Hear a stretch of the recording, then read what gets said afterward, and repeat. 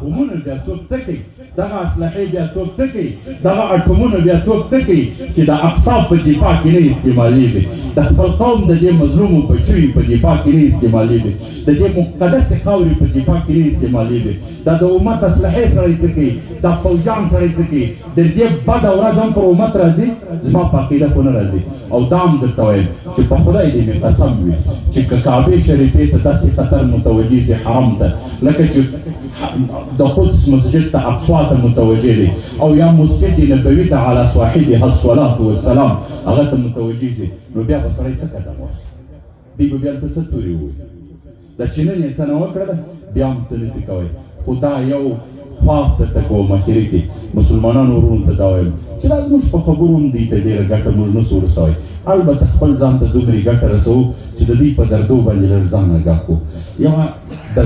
د زړه د اخلاص چې کله تا ته معلومېږي چې دا وخت کې اوس زه ډېر په ښه حالت کې یم زما د خدای سره دا که په شپه کې په نیمۍ کې یاست که په اخر کې یاست که په تهجدو کې یاست که په بل لمانځه کې یاست یا په بل لمانځه کې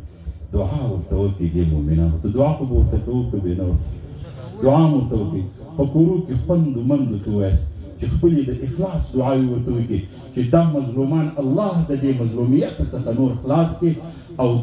د حماس مجاهدینو ته د نصرت او د کومک دعاوې وکړي چې الله جل جلاله دې د بدر ملایکې راواستوي د دې کومک ته د دعاوې ورته کوو که بې نه ورته کوو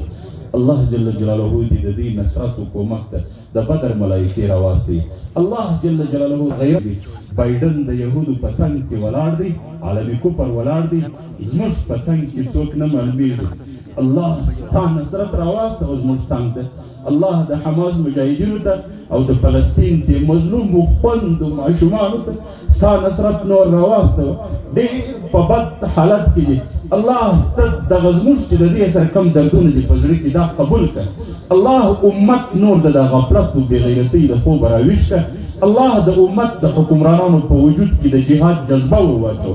الله جهاد ته راویښ کړي چې یو عالمي جهاد د یهودو نصاراو په مقابل شروع کړي واخر دعوانا ان الحمد لله